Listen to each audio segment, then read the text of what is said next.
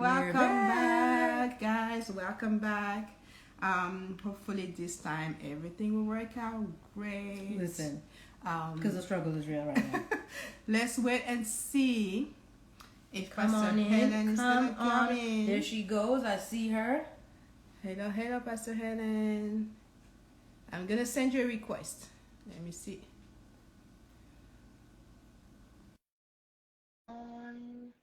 With it. Let's see. So radio In the name of Jesus. Hey! Finally! The devil is a liar. No. What in the world? Oh my God. It's so good to see you. You too. Hi, Natalie. Hi, how are you? I'm good. How are you?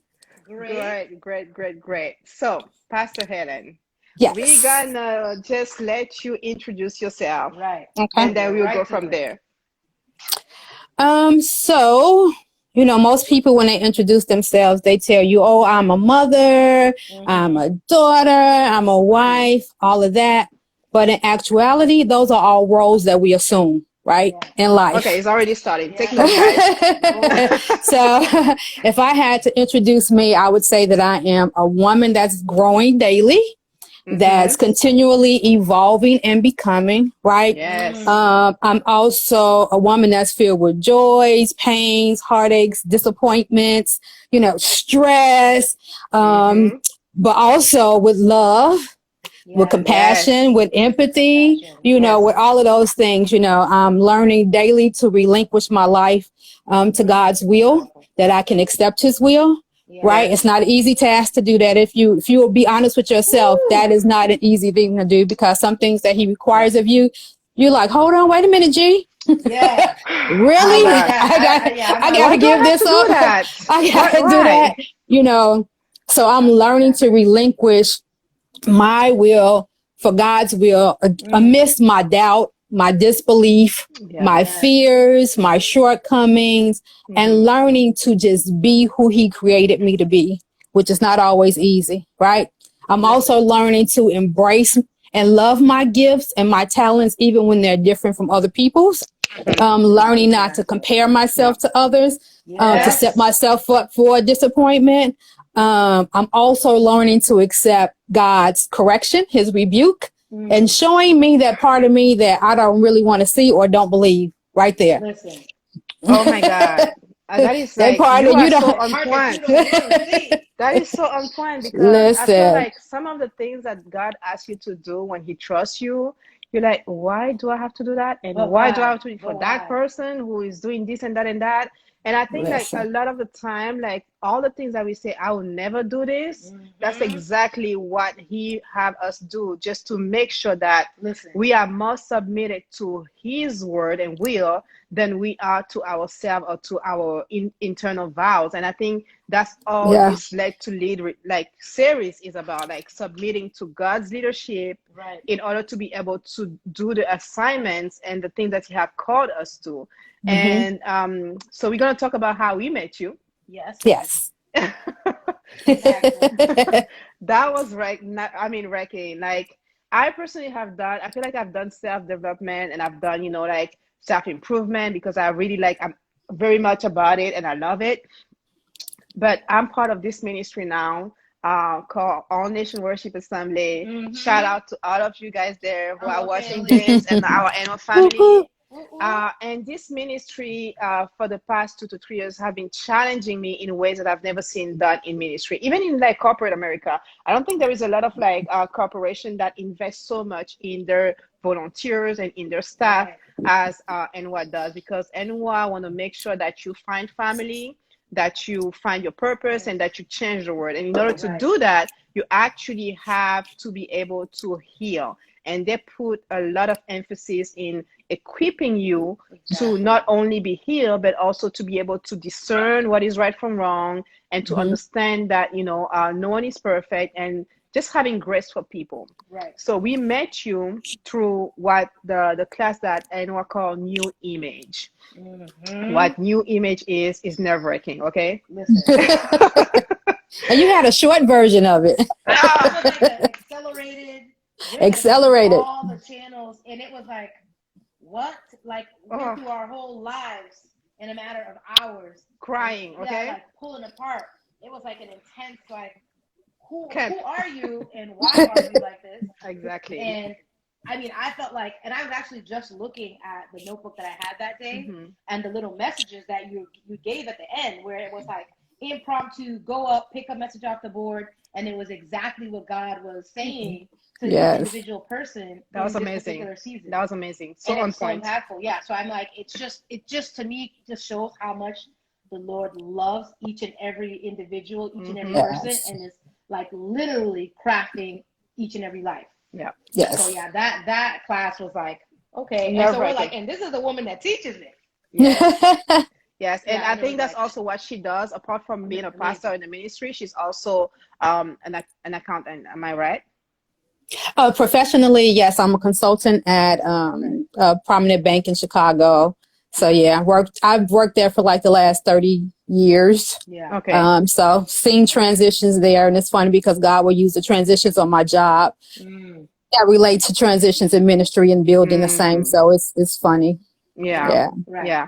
And also you have your own consulting business who does self-improvement, self-development.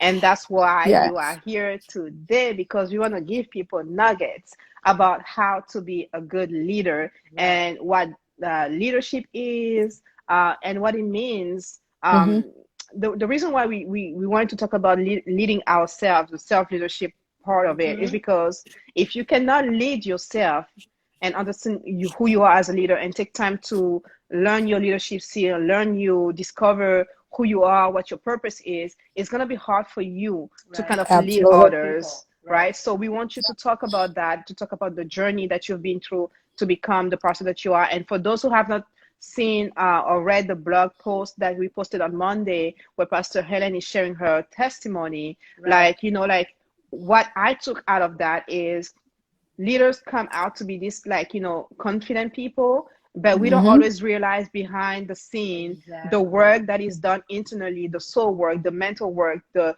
physical work that it takes to be a leader, and to actually always be making sure that we are healthy enough that we don't lead people in trauma or from a place of like disaster. And just how you shared your journey of like, okay, is this really happening? So can you kind of talk a little bit about that for those who have not read the blog yet? And then we're going to go from like, how do you work with people? What kind of what can people come to you for, and what is some of the technique and nuggets that you give people to transform their lives? Okay, so that's a lot, but so I'll just start by like in the current ministry of All Nations, I've served there like for the last 14 and a half, 15 years. So almost since it's been in existence. So I've been a part of pastoral care in the beginning, but then I have led quite a few ministries within. So I started out leading the women's ministry. I've led deliverance ministry, New Images, Altar Call Ministry, Elders Council, Ministerial Alliance, Ministers in Training, part of the finance team. So I've touched a lot of everything within the ministry outside of like leading prophetic and prayer. I've been a part of those, but like those that I mentioned are teams that I actually led, in addition to teaching and training and developing people, mentoring and discipling. And so just to begin the beginning of all of that, when I first did come to All Nations, I came as a visitor. My friend and I, my friend and I, we heard about Apostle Matthew at that time, very young, I believe nearly fresh out of high school somewhere, or had just graduated, and just the astonishment of his gift. So we would visit, and we never had joined the church. And so one Sunday he was like, hey, you two, me and my friend, I need you all to pray for this person. We're looking at each other like, man, we're not a part of your church. How are you going to tell us to pray? Right. How are you going to, and so that was the start for me of realizing that there was something on the inside of me that I did not know was in operation to that effect. I've always been a person that's been a good listener, that can be unbiased when dealing with situations and with people, that people feel comfortable coming to me and talking to me about things. But the dynamic of that in the church environment was like, I don't want to be a part of that. You know, you've seen too much, you've heard too much. And it's like, I'm good. I'm good, God. I don't need to do all of that. But you know, but he has another plan. And so I believe that from that day of actually stepping out and praying in that aspect and laying hands on somebody and they get to crying, and I'm like, God, what in the world is going on? You know, so it was the beginning of introducing me to a new person that I had never met before. Look at that.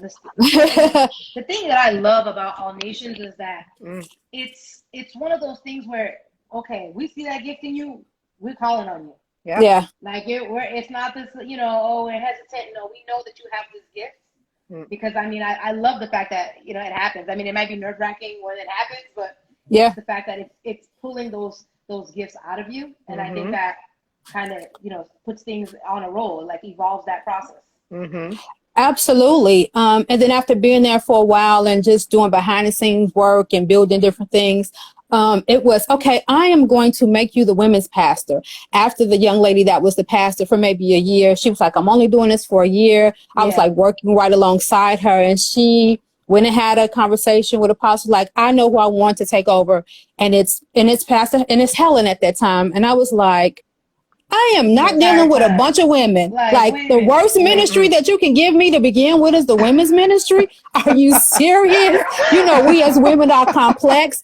And at that time, I was just really walking into accepting, okay, God, this is my new life. This is my new normal. And now you want me to lead a bunch of women. We got issues. We don't trust one another. And then I was coming in with dealing with who felt like, oh, I maybe should have had that position. And then so you're not only fighting internally with accepting who God is telling you you are and what you can do, but then you're also dealing with the outside conflict that's coming in. And so it's like a double-edged sword. And you are like standing before people and they're looking at you like, either, yay, you can do it, or how you do that? How you know what I'm saying? How you get there before me? And so, in the corporate world, that happens in corporate, every infrastructure. And so I was simultaneously dealing with my own internal conflict and then trying to stand in a position to lead. And so at that point, I was learning while I was growing. Wow. And so you've got to be okay with learning while you're growing and understanding that you're going to make mistakes, and it's okay. It's okay. People won't understand. It's okay. People won't like you, and it's okay. I think that's the hardest part to get to, is that it's okay. Because as a leader, you want to be liked. You want to be looked at in this persona of having it all together, you know, and have all the answers. Listen, I will tell somebody in a minute. If you ask me a question, I don't know. Oh, I don't know, but I'll find out. Give me a moment. I'll research it. I'll find out who can help you, but I'm not going to just give you an answer to something I'm not clear on or I don't know, just for the sake of saying, oh, you know, I'm a leader, so I'm supposed to do that. You do yourself a disjustice as a leader by doing it. And you hurt the sheep. You hurt the people, because whether we realize it or not, people hang on to every word that a leader speaks or says to them. And so it is that also false expectation that you deal with as a leader, because people expect you to have all the answers. People expect you to be there. People expect all of this of you. And so you have to learn how to put boundaries in as a leader and to be honest and say, hey, I just don't know. Maybe I'm not the one that should disciple you or mentor you. Look, I'm not. Right now, it's not a good time even for me.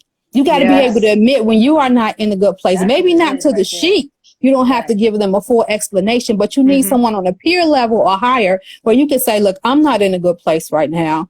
I can't pray for anybody. I can't lead anybody. I can't do any of this. And so I need to take a step back. And what happens is leaders are afraid to take that step back when it's needed to better themselves for fear of, I'm going to lose respect of people. Yes. I'm going to lose a position. I'm not going to be seen in this light that, people have put me in, or on this statue, people have put me in. And so, but you do yourself an injustice, and you really begin to do damage internally to yourself and your soul when you are not honest with yourself. Honesty with yourself is key to everything. Yeah, I mean, talking about damage, like you're doing damage to yourself and also to others, right? Because one of the things that I think is important is like transparency. When you are transparent, one of the things that attracts me in leadership, in people in general, is transparency. Right. Listen, this didn't work for me. I don't like the way this is going because it makes me feel this way. Let's have the conversation. Right. Like just being vulnerable as a person and as a leader. As we are talking today, hi, everybody who just joined. Thank you so much for joining. Share this live because we believe that, to impact the world, you have to be a better leader. And leadership starts with self. Like if you know how to manage yourself, how to deal with yourself, how to acknowledge where you are in your work with God, in your work with people, you are able to just take time for yourself when you need to, like Pastor Helen just said. I don't know why I keep saying Dr. Helen, right? Because I'm speaking things into existence. Let's go for that PhD, right? So, that are not as if they were, and just being able to tell the truth to people who are around you. Somebody said it. I was listening to one live recently, and she said, "Truth and transparency and truth leads to transformation."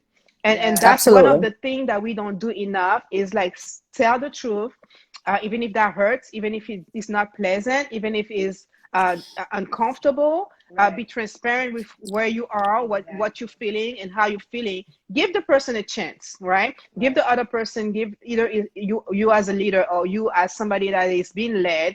To acknowledge where you are, for the person to understand, because what happened a lot of time is that we lead from a place of like we think what is right for people, right? But we haven't taken time to know the people that we're leading, what matters to them, what they are sensitive about, what are their traumas, have they been healed from that? Like, and all those things come into play when it comes to like leadership and relationship, because what it does is that it helps you help people.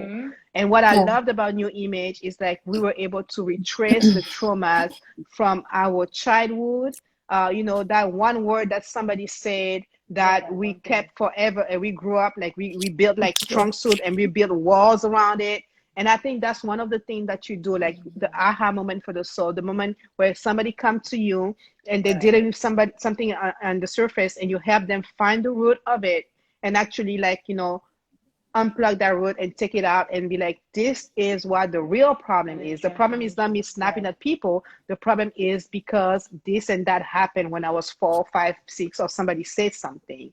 So I absolutely love New Images. And then one thing I want to say is that being a leader is less about you and it's more about the people you call to serve. And I think as leaders, once you get that in your mind, that is not about you, it's about the people that God has given you to serve, then you become a better productive leader, because you understand it's not about how great you talk. It's not about the things that you know, but it's about the compassion in your heart. It's about, are you empathetic to what people are going through? Do you listen to people? Are you really listening to people? Are you able to be unbiased in when you are handling conflict? So it takes all of that. And one thing God told me that was important for me as a leader, one of the attributes was character, right? And so I was like, character, doesn't everybody have character, right? Everybody should have character, but it's just like, that's just like saying, listen, that's just like saying common sense is common sense, and it ain't common to everybody, right? It's not. So he told me one of the attributes that I had to have was character, right? And he gave me an acronym for that. And the C was, I have to be confident in Christ, not in people's applause, not in people's adoration, but I had to be confident in Christ, because there were times as the women's pastor there may have been 30 people that showed up. Then it may have been 3 people that showed up. If I put my confidence in the people, I would have been feeling like a failure all the time. And in the beginning, I had to learn that. I had to come to that resolve that if only one person shows up, I'm going to go forth as if this was a full room, because that one person came to get something that was needed, right? The H was, as a leader, I have to be honest. Right? I need to be honest about where I am in life. I need to be honest if I can't do something. I need to be honest if I don't know something. I have to be honest with what I'm feeling. I have to be honest, right? And then the A was, I have to be apologetic, right? Even if I feel like I didn't do something wrong, I've got to be willing as a leader to say, I apologize if that hurts you, even if I may not see it the way that you see it, even though I may not understand how it hurt you. But if you tell me that it hurt you, as a leader, I am supposed to be grown enough and not as a child to be able to apologize. It doesn't make me any less of a person. It doesn't make me feel like I'm being walked over, even though the enemy can make you feel that way, especially when you haven't done anything and you know you haven't. But then I think if a leader is not apologetic, they are full of pride. And so if you are full of pride and you can't apologize to the people, how can you repent to God when you've done something to offend him?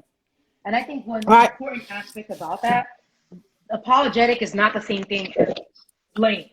And I think that is an issue that people kind of, mix and construe, that it's not saying I am the one to blame, but it's saying like I am, I'm acknowledging what's happening and how you're feeling. And how you're feeling. Yeah, absolutely. Because I think one of the things that we try to do all the time is try to justify why you shouldn't feel this way or that way. But you can't justify how somebody feel about a situation because you don't feel that way about the same situation. Absolutely. And then that R is I had to be reliable.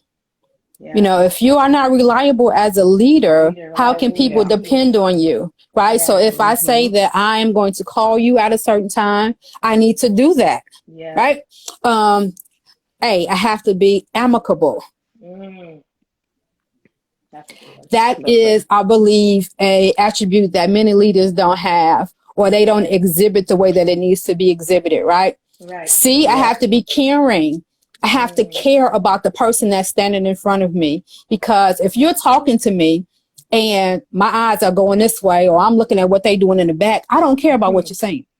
Listen, so if you're talking to me about something that's deep, or that's something you just need to answer to or need to get out, and I am acting like I don't care about what you're saying, I am doing more damage and adding on damage to what has already been done. And so then what happens is, if I do that to one person, and then another person says, oh, Pastor Helen walked me through this, that one person is going to think, oh, what, I wasn't good enough, or she didn't want to. So then now, now I'm adding on to any issues and functions, hard issues that they had. And so now I become a part of the problem. Right? And then the T, I had to be like Brie David was saying that what makes a pastor is not what they do, what the words that they say behind the pulpit, but what they do when they are not behind them. That's so true. It's the actions. It is the actions. Absolutely. That's very and true. then the T, he told me I had to be thoughtful. So I had to be thoughtful about what a person was going through, even if I didn't understand it. Right. So what I would try to do is place myself of where that person may be. I think one way that God really works through me is I'm able to see behind what a person isn't saying. So you can say one thing, but Holy Spirit is showing me something else at the same time. Come on, and Holy so Spirit, he's giving me that ability to, like, I hear what you're saying here, but let's walk through it this way so you can come to a resolve and see it a different way. So I think that's one of the ways that he really operates through me. And then another big one for me is the E, being ethical. Yes. Listen. Capital E. I'm just going to let that sit there for a minute. Just being ethical. Breathe in, breathe out. Breathe in. Come on, let's go through some deliverance right now. So being ethical as a leader is key. Wow. You have to be, because otherwise, how will people follow you? Why would, I get, the bigger question is, why would someone follow you if you're not ethical? And then the R is just being respectful to people, being respectful to time, being respectful to their situations.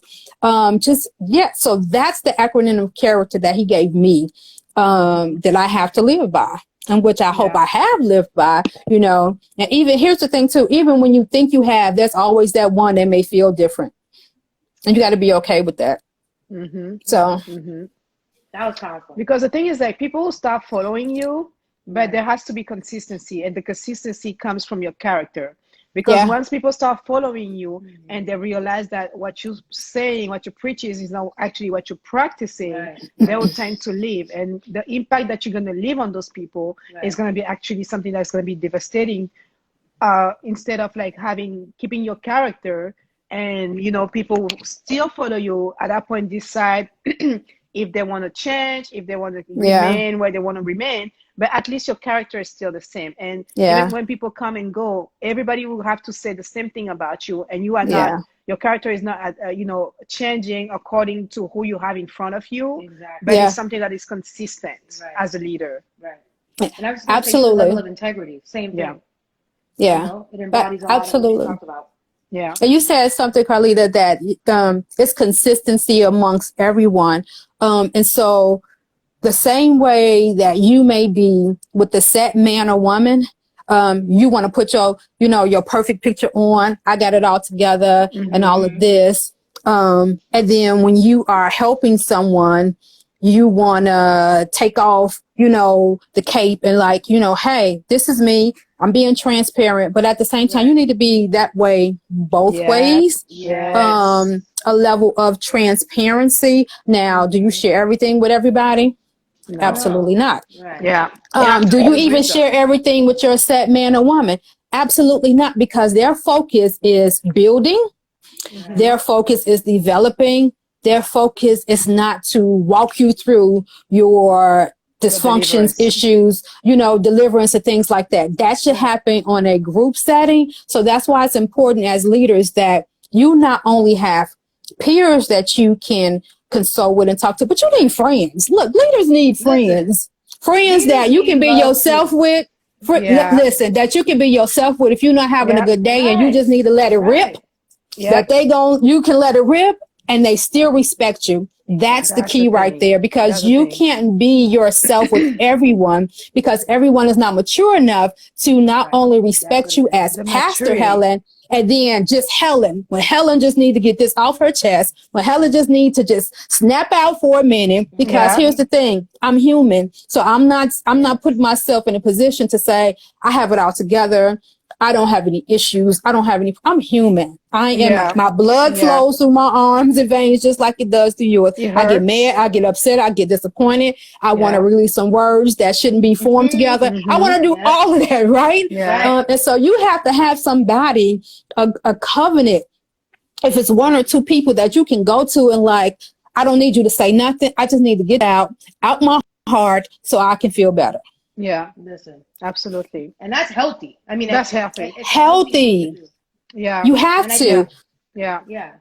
We've been like just taught in this culture of leadership and growth and development that leaders have to have it. They have to have the, like you said, it's like a perfect veneer all the time. And then when you see things like that happen either in ministry or sometimes in the corporate space, you wonder like what was going on. But it's like that person is still a person who needed an outlet like everybody else.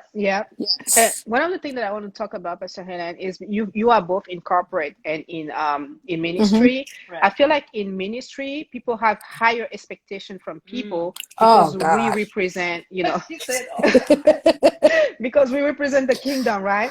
So we're gonna receive Dr. Palm next week, and we're gonna talk about like kingdom culture and all that. But like the thing for me is like, it sounds unfair, but at the same time, it's fair.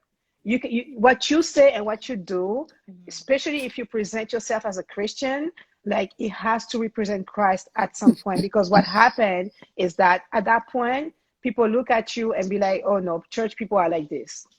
Church people are like that. So it sounds unfair, but at the same time, it makes sense. if we are representing Christ, that for us to lead ourselves better, to be submitted to what God wants us to do, and to kill our flesh on a daily basis. Sometimes I promise, I just want to clash back and say just Yes, one I or want two to words. wring some necks. Yes. Okay.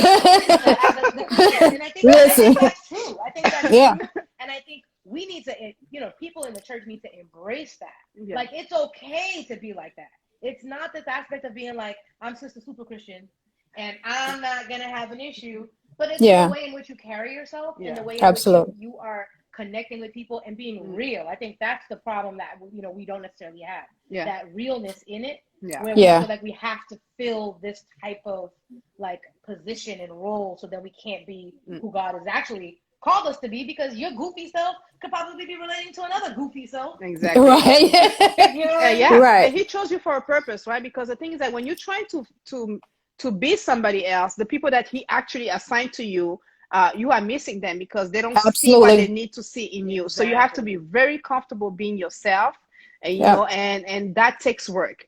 And that's why we're here today, because a lot of the time people see you, but they don't realize that you actually invested in yourself. You actually took time to take those classes, to go see a therapist if you needed to go get a mentor or coach or somebody that is going to guide you through some of the life experience you have. Because sometimes all you need is a neutral party, somebody that doesn't know your brother, your sister, your friends, and who can tell you things from a different perspective.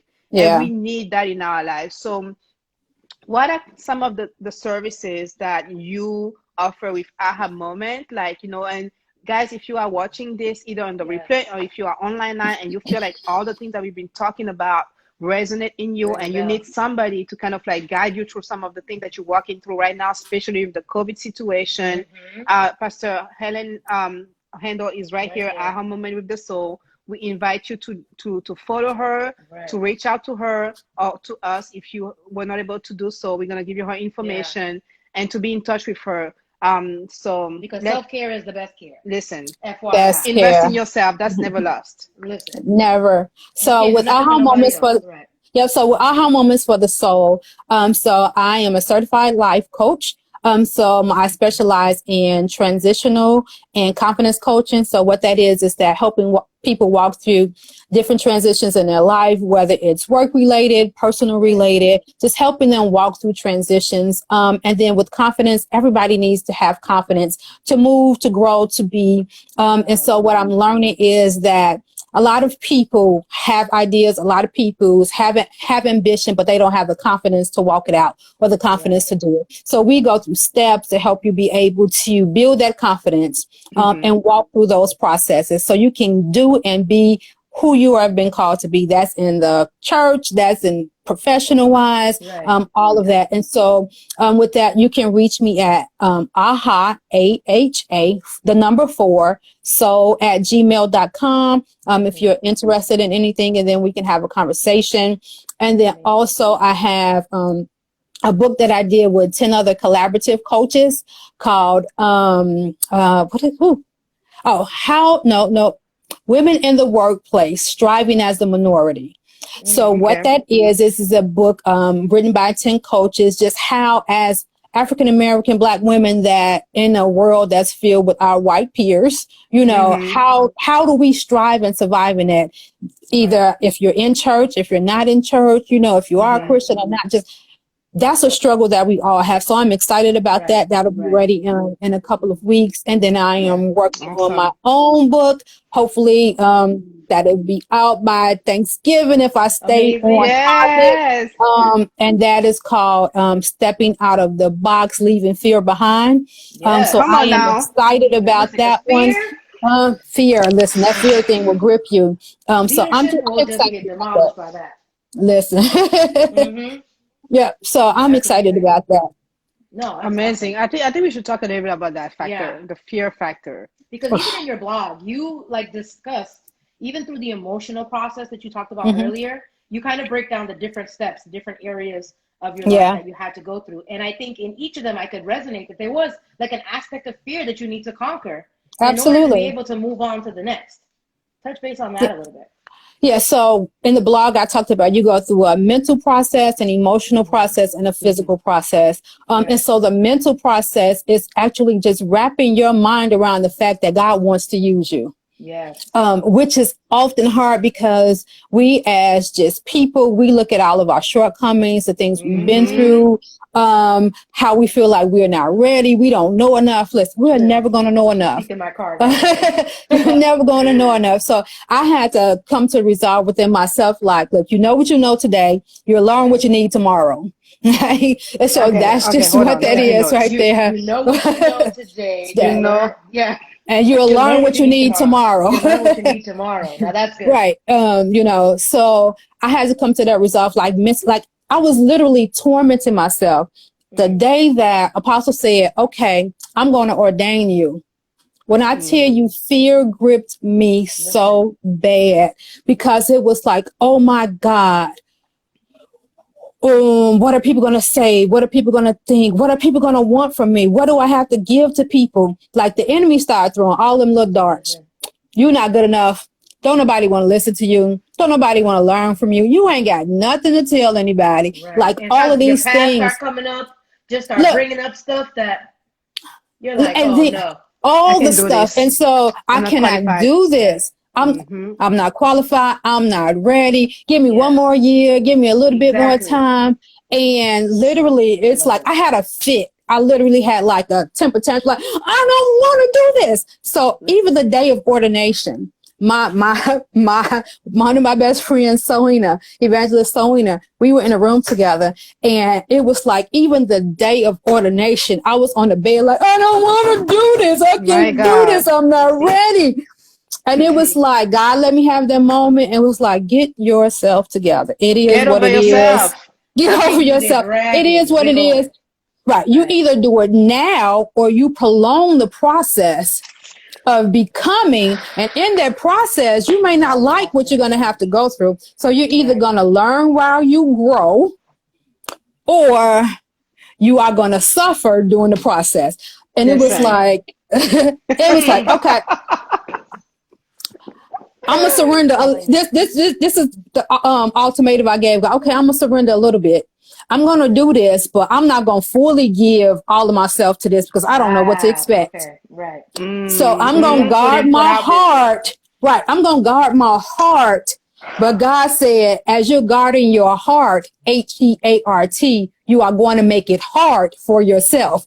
HARD. And that is I'm like, man, what are you talking about?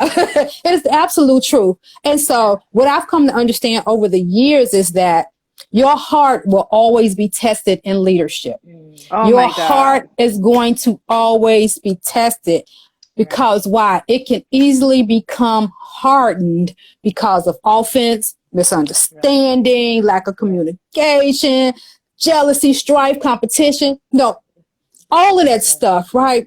But if your HEART becomes HARD, you allow it to infect you. And then if you become infected, then you are no good to nobody. Like I just did a post, right, on Facebook that said, betrayal bursts outrage. Right? Offense spirals into emotional turmoil. Disrespect forms a lack of trust. And dishonor develops a hardened heart.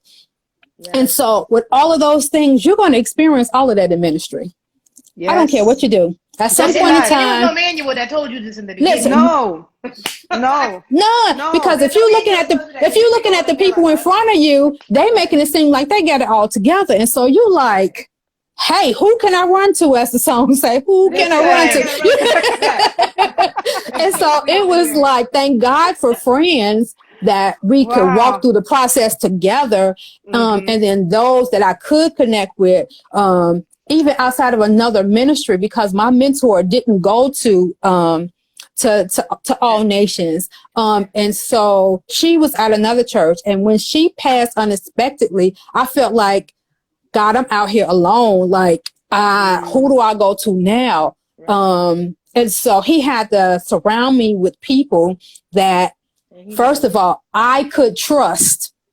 I could trust that they can keep my stuff. I could trust that I could be myself, that I didn't have to always be on 10 every day. I didn't have to be Pastor Helen every single time. I could just be, if I was broken that day, I could be broken. If I was disappointed that day, I could be disappointed. But here's the key. When you have those people that are there, they can't leave you there. You have to surround yourself with others who can, okay, I'm going to listen to you, but I'm not going to allow you to stay there. Yes. You might not like what I say. You may not like how I come at you to pull you up, but I'm not going to keep you stuck, and I'm not going to let you sit there. So I thank God for the people that he has surrounded me with. You know, and one of them, I see you, Elder Tanya, she's on here, Evangelist Sowena, and my sister, Pastor Brandy, like, and then there's others as well that have come along, but like that was the core circle that would not let me be stuck. They would not let me stay in a place where they knew that, that life needed to grow. So I'm just thankful for them. You got to have those people, because if not, you will die. You gotta have it. You gotta have your circle of purpose. I call it the circle of purpose of my family. At that point, family. And for me, like, relationship is extremely important, right? Some work, some don't. But like, whatever happens for me throughout the process, because some stays, some goes, is that you always have to honor whatever the moment that you guys had together. Like, don't leave a relationship because you didn't lasted as long as you wanted to, or you go the way you wanted to, and start dishonoring the person, because the God is God. So the whatever the purpose for that relationship for that time was, if that was fulfilled, you have to let it go and honor it, because like that will make a difference. And coming back to the character aspect of it, like, you know, if your character is not in alignment, then, you know, like, it's not good for you as a leader, because what it does is like you move from A to B to C when you actually have to be consistent. It doesn't mean that you have to be okay with everybody, but you have to be yourself, you know, in all circumstances, and you don't allow everybody and anyone to know what you're going through. You have to choose your people. So I think that's very important. And I think go ahead. Here's the thing too. You can choose your people, but you have to be open for God to send you people as well. Because I'm what they want to call an introvert. Listen, I can be by myself all the time. It took me all the time, and I'm fine. Like this being at home is perfect for me. I have no problem with it, right? And so it took me a while, I'll be honest, because I'm the type of person that was always giving, helping, that I held a lot of things in, that I wouldn't talk through. And so what happened is that I had those people, those foundational friends, one being my friend Letitia, and then God surrounded me with other people like my friend Carolyn and Pastor Tiffany, and like those people came in because I was open to receive them. And so as a leader, we can think we can choose the people we want, but just because we want them people may not be the people that God ordained to be there and to help you walk through some things. And so that's a lesson as a leader that you have to learn as well, to be open. And it's not always easy. I won't sit here and lie and say that it is. It's not always easy, because you have to make sure that they are a person you can trust, that can be confidential. And then if you fall out, that they still won't share your stuff. How about that? Because that's what happens too. You know, that's key, that if you fall out with a person, then they want to go and share your stuff. Then you have no loyalty. Then you have no character. All of those attributes that I had just talked about. And so that's key too. So And just one thing, like, you know, like talking to people, not about people. That's, I say that all the time. Like, you know, talk to me, not about me. Like, if you have, we don't have to agree on everything, but we do need to talk to each other so that we know what we agree or disagree on, and if we want to put in the work to actually fix it or not. Like, you know, that, like, do we want to fix this, or do we just let it go? And it's important to communicate your frustration, to communicate, because sometimes when some relationships are ordained by God, what the devil will do, he'll send you relationship, so like in the form like of counsel or in the form of like other people. And then, you know, next thing you know, what God has actually chose for you, you have deviated from that to go to something that the devil is putting in your face because it looks like attractive at that time.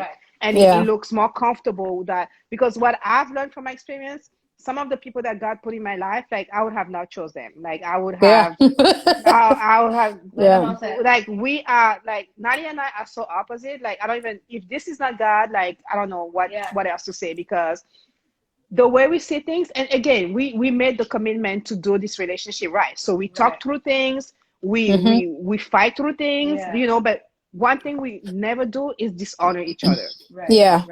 Dishonor, disrespect. For me, when you reach to that point, even if there is communication, but there is dishonor or disrespect, that's where like I'm very nice, but then I have to pull back because that's my limit. You have to set boundaries, like you said. Like, you know, there is a part where as a leader, you have to know where your boundaries are. What is like, you know, what is your stop? Like, where is the hard line for you?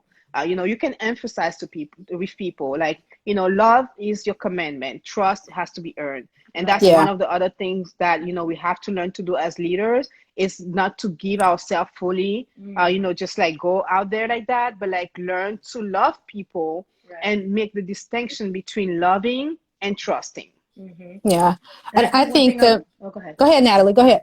No, I think the one thing I was going to say as far as the open aspect of it is, even as a leader, knowing yourself what level of healing is required for you to do that, to be able to have that relationship where you can trust and you have your circle of purpose. Because what you'll do is those people that God is sending to you, it is something that you're going to continually push away. And, you know, people will only take so much for so long. If you're not at that aspect where, you know, I'm open-minded about developing myself and looking at, here are the areas in which I need to improve. And I see that you're going to help me do that. Because receiving help is a hard thing to do. It is. And I think a lot of the journey that we have in our lives, the enemy kind of makes us at this point where we're like, I can do it by myself. I got this. I have a lot. You know, like the isolation aspect of it. So the concept of like being able to be open with someone, learning this is my area of development and learning to receive their help, I think that just, you know, strengthens that relationship along the line. Yeah, absolutely. And one thing that I'm learning even more about myself, and I think people just do this in general, is that for me, I sit and watch a person. I watch how you interact with people. I watch how you respond to people. I watch how you are just as an overall person. And then sometimes I'm like, God, no, I don't want to be bothered with them. Right. And he's like, but I want you to. No, I don't want to, because this, that, and the other. And so how he does me is like, what I've learned, and I tell people in New Images, it's easy to do this. They this. But then when he takes that finger and go, you, it's like, oh, okay then. And so I'll be just open and honest and transparent. Like, there are still some people he said, oh, I need you to connect with them, that I'm like, I don't know yet. Give me a minute. And it's like, it's like the longer you say, give me a minute, the longer you prolong the next place I'm trying to take you to. And so it is a dying to self. Like, these are the type of people I need in my life. These are the type of people I want in my life. And God is like, no, these are the type of people I've purposed to be in your life for this season that you are in. It doesn't mean that they're going to be there a lifetime, but they have what you need at this moment of where I'm trying to take you and what I'm trying to do through you. And so it is understanding that everybody is not in your life. I know you hear this for a season, a lifetime and all of that. And so it's key as a leader or just a person in general, to ask God, what is the purpose of this person in my life?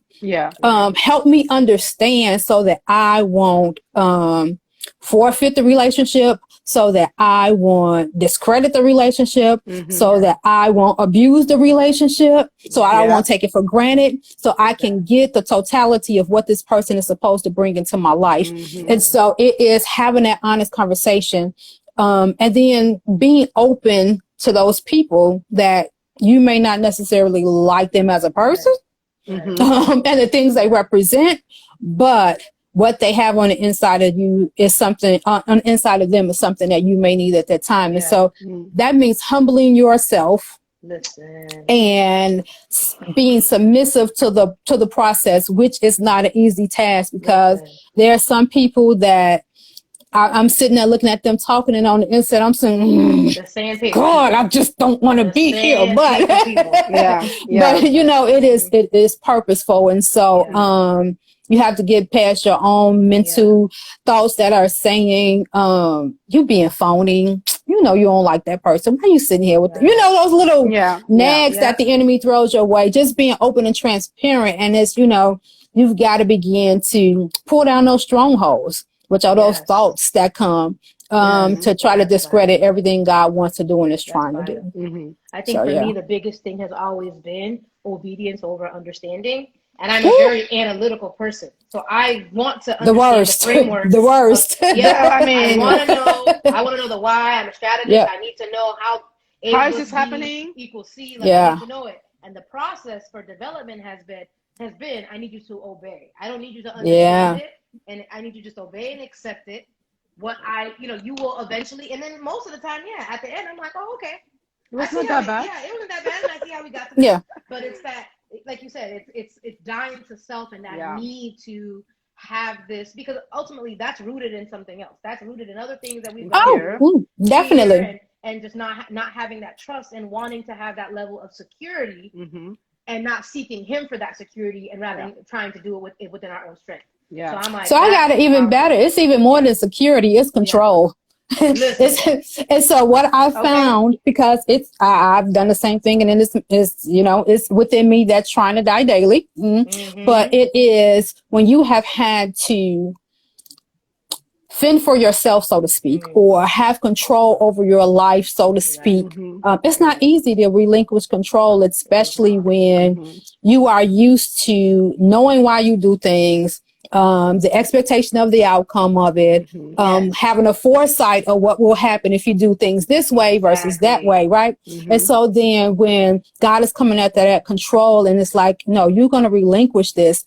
That's not an easy thing to do, especially for analytical thinking, rationale people who just like strategists who just like, okay, today, A, B, C, D, E, and then if this doesn't work for today, then I'm going to add it to the list for tomorrow first, so we can get that done and out of the way. And God is like, I'm going to take that whole list and tear it up, scrap it out, erase that, and just so it is just like he comes for everything. And so the bigger picture of that is that I've had to learn is what makes you have the need to be in control.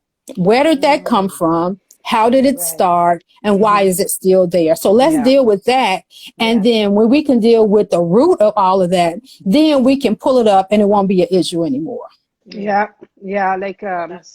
Like Apostle like to say, like when you deal with the root, then you can see the fruit, right? So that's powerful. That is powerful. That is extremely powerful. And I think the root. Look at the root. What is the root?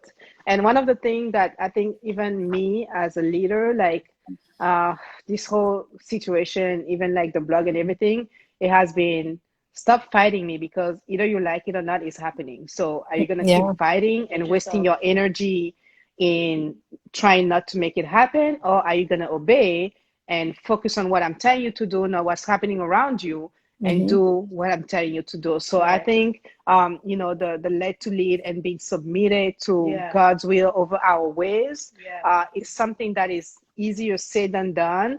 And I think it's like you said, it's like dying to yourself, dying to what you want to do, dying to your mouth, to your eyes, to your ears, dying to your heartache, dying to your own thoughts and your own reflexes or reactions, and trying to respond the way you think God expects you to respond, and just treating others the way you would like to be treated.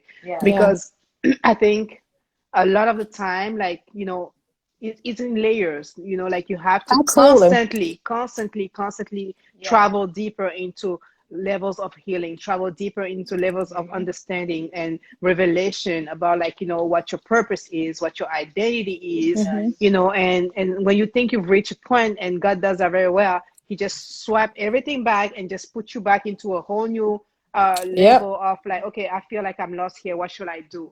And I think relying on him is the key. to, not losing ourselves in the word and in what's happening around us as leaders. I don't know what you guys think. Well, I totally agree. And I think that we've talked about like the emotional process. We've talked about like this mental process within it. And I think in your blog, you always also talked about the physical process of it. Yeah. And so what are the aspects of that, that you face that others may also be facing as far as just going through that level of healing in the physical sense? Yeah. So one thing that Carlita said is, I always equate it to an onion. Have you ever gotten to the bottom of an onion? Like, have you peeled back an onion to the point where you actually get to the root of an onion? And so God does that with our lives. Like, I equate it to an onion. You peel back that one layer, you think you fine, you are cruising, and then God like, boom. Nope, it's another layer that needs to come off. And you seem like you're starting back from the beginning and like, what in the world is going on? But it's like, it's a new level of growth. It's a new level of understanding. It's a new level of maturity that needs to happen. And so I'm going to have to dig deeper. And it may be something that you already felt like, oh, I've walked through this. I've overcome this. God like, yeah, but now I'm coming for the residue of it until there's nothing there, right? And I think the residue is the worst because you don't even know it's there. It's hidden in the crevices of your heart and your thought patterns, all of that. And so when he comes for that residue part, it's like, oh my God, I feel like I'm doing open heart surgery. But the physical aspect of it is just ministry. And being a leader in any aspect takes a toll on you physically, which is why we are to be in good health, right? And it is, as a leader in the church, you're working, you're going all the time, you're moving all the time, you are up and down, you may be visiting people, you may be meeting people. So it is important that physically that we are astute in our bodies. Like, go get your checkups. Just because you're a leader and God loves you don't mean you don't go to the doctor to make sure you're getting checks up. Women, you need to go to the gynecologist. You need to go get those breasts examined. You need to do all of that. And so because you don't want to be working, going full force, and then all of a sudden you just hit with something physically that you didn't expect. But if you hadn't been going to your doctor's appointments, then you would have been able to catch some of these things. So that's important. It's important to find some type of way to release all of this pent up stuff. So if it is just walking around the block, if it's, going for hikes with girlfriends, if it's just any kind of self-care, it is important, especially now during this time. And then like whatever ailments that you're dealing with, right? I know here's another thing. We trust God. But if you have high blood pressure, take the medication that's needed while working and improving yourself to be able to not need the medication, right? It doesn't mean that you don't believe God, you don't trust God. If you've got to take this medication, he gave the instructions to the doctors and the medical field on how to build it to help you. It is a stepping stone for you to be able to get to do what you need to do. Also, when you are praying for people in deliverance, baby, that takes a toll on your. If you catching people falling, if you catching people falling, that takes a toll on your body. And so you just need to be physically sound and astute to be able to maintain energy, to be able to maintain endurance, and not just be wiped out after one service. Because listen, it is. We talk about, we neglect that part very often. We build spiritually. Me too. You build emotionally, and then you fail to realize how important the physical aspect, or at least you like look it over until it comes to a point where it hits you, and you're like that. Yeah. Even up to like what we eat, like our regimen, and one of the things that I've noticed personally in my life is like when God is getting ready to do something different, he start giving me instruction as of like, go to bed, wake up this time, do this way, change. Like he start changing my routine. And you really, as a leader, have to be in tune with yourself and with God to be able to. We don't always understand it, but like we have to come to the realization that he has a big pictures and we are just pieces moving around. So if he has a big pictures, he knows what is ahead of us. So we need to trust him in that way when it comes to just like doing what he's asking us to do today, because he knows our tomorrow. Exactly. Yeah. And then one of the enemy's easiest ways to infect you and inflict you is through your body. Yeah. The easiest way. The easiest way. Especially when it comes to confidence. Yeah. Exactly. You know, you covering your mind with the blood and you reading the word and getting it instilled. But it's like, what are you doing with your body? Yep. I'm gonna give you a little bit of arthritis. I'm gonna let your back hurt. You know, I'm gonna let you know you're gonna have all these headaches. Like, it's the simplest way. And we neglect that part of really keeping ourselves together. I'm guilty of it. No, listen, we all are. I'm guilty of it. Especially with this whole COVID situation. Corona, we're like, yeah, especially now. Here's the thing: we just because you're a small doesn't mean that you are physically fit. Listen, had this discussion with someone because I'm like, healthy is in all shapes and sizes. Absolutely. I'm like, absolutely. It doesn't have a particular look. It doesn't have a particular vibe. It's because that's how media portrays it. Yeah, that's how media portrays it. And I think culture